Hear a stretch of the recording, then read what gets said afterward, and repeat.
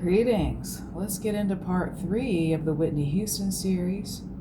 Here we have pulled up Whitney Houston's daughter, Bobbi Kristina's natal chart. So Miss Bobbi Kris was a Pisces sun, Cancer moon, Gemini rising. We see in that first house she has Mars in Cancer. Just want to go through some of these highlights here. With the Mars in Cancer, this is speaking to her having a lot of anger around her mom. And this is also that anger coming from having to nurture her mom. Mars being about action, Cancer being about the mother. She had to, at a very young age, be a parent herself, even though she was the one in need of parenting. We see in the second house, with that moon in Cancer, that she very much valued her mother, though. Even though she might have been angry with her, she very much valued her presence, her talent, and in fact, she definitely inherited those values of her, like acting, singing. We also see that the chaos was also inherited. That 22 degree that we discussed in the last episode, with that being big Capricorn energy, bringing that Saturn vibe. So Saturn and the moon in a combination is a lot of chaos and a lot of blockages and things like that, especially here with, we see Uranus conjunct Neptune in Capricorn in the 8th house. This is definitely bringing even more of that chaos to the table, because Uranus being that sudden, very lightning fast shift out of nowhere, and Neptune being the lack of boundaries, the illusions, the delusion. So this combination here speaks to a difficulty with impulse control, that being a very big struggle with emotions and things suddenly happening beyond your control out of nowhere, and letting altered states of consciousness, or what's the word I'm looking for here? Not delusion, but disassociation. There it is. Using disassociation as a means to nurture oneself. It was taught, right? This was inherited in the family. And that third house, we have the Chiron and Leo. And this makes me sad because it does speak to that childhood wounding being around her mom, because her mom was a Leo sun. And with it being in the third house, this has a lot to do with having to travel all of the time, not having any siblings that she could vie with, and having to, even while being around a lot of nannies or her parents or whomever, or family, she always seemed to be alone, really.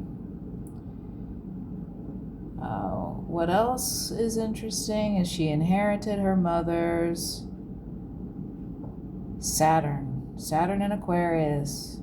So she also has that opposition to work with as well, the childhood wounding. But with it being in the 9th house, that's a lot of potential to break through that wounding through self-education, through spirituality. It's there. It was there in the chart. And we see her sun, that sun in Pisces, and as well as Lilith and her Mercury happening to be at that 22 degrees again. All in the 10th house. So a lot of Capricorn energy in this chart. A lot of placements at 22 degrees, 10th house placements, and Capricorn placements. Wow. And it's square, these guys here. So she literally lived her whole life in the public eye. Everywhere she went, everything she said was on film. Again, even with having all of that attention, all of that entourage, she was always alone in her pain. But again, that was on Front Street for everyone to see. And in fact, that was kind of her business, if you will, that being Bobbi Brown and the Houstons on our own, those were things that ended up being a part of her business, how she was known.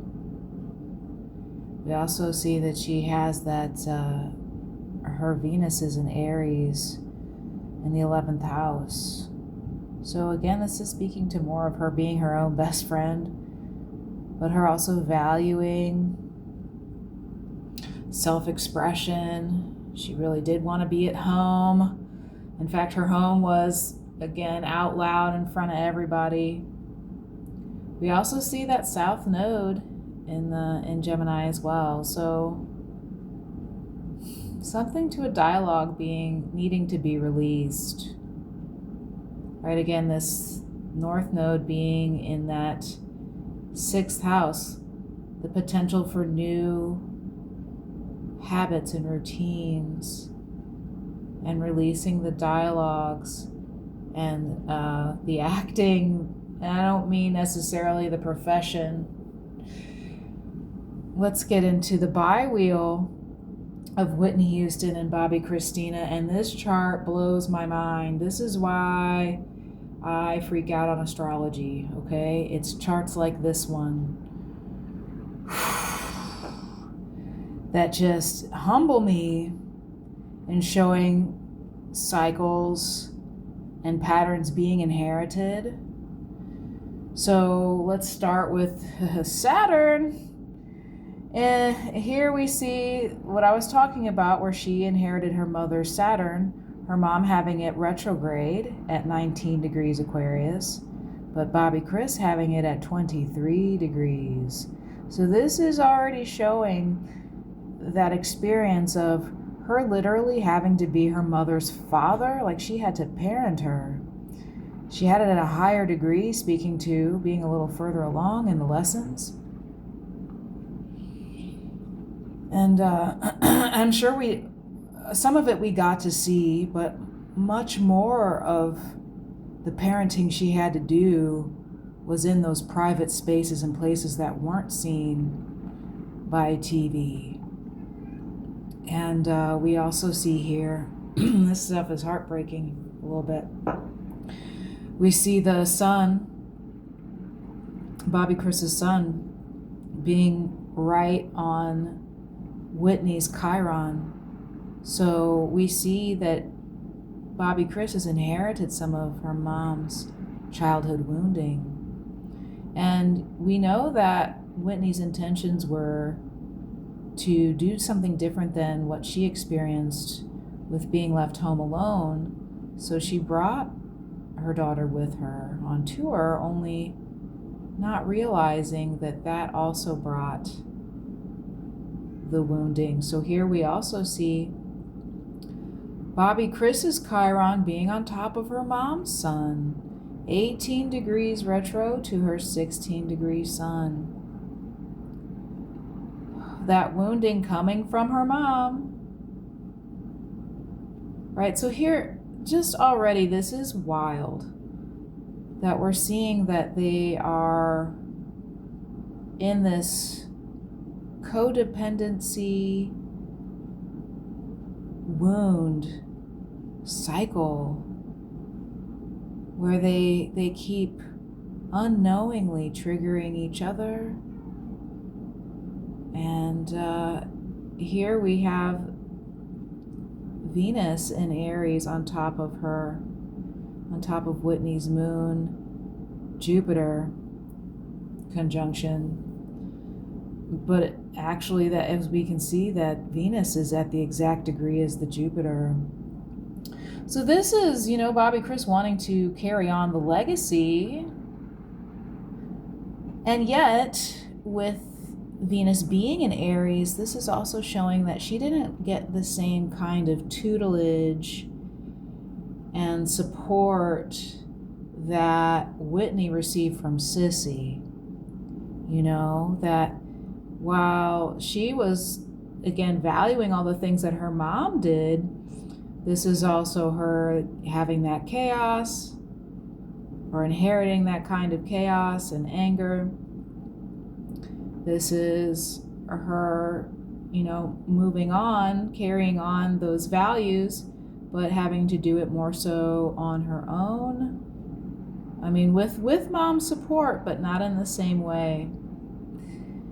And here we see that Whitney's North Node is conjunct Bobbi Kris's moon, that 22-degree Cancer moon. So we see that, that North Node being where we should put our time and attention, and it was on Bobbi Kris. That was the potential in the chart that was being asked to pour that time and attention and focus there in on her daughter. And that is what she wanted to do. It is what she wanted to do. And yet I believe we see here, right, where that wounding, that childhood wounding of Bobbi Kris also triggered Whitney in ways that perhaps she wasn't expecting. But what I find interesting here is another one of those oppositions here with that Libra Aries axis. Bobbi Kris's Jupiter being on top of Whitney's Mars in Libra. So again, this continuation of being in deep relationship with appearances. Putting on a beautiful show, an entertaining one, making people feel warm and nurtured and seen. But beneath the surface, things are not okay. Things are not smooth. Things are not being nurtured as they would like to be. We also see here what I think is crazy, and this is where I'm talking about those past lives. We have the South Node here, and this is where we have Bobbi Kris's Uranus and Neptune in Capricorn on that South Node. So this is already a marker saying that Bobbi Kris and her have had this relationship before of some kind. And they brought that relationship here into this world as well. The kind of chaos and difficulty with impulse control and the codependency and things. This is all familiar. And again, that we see that here, this codependency. So let's look at Bobbi Kris's transition chart here. Okay. So the day that Bobbi Kris transitioned, that was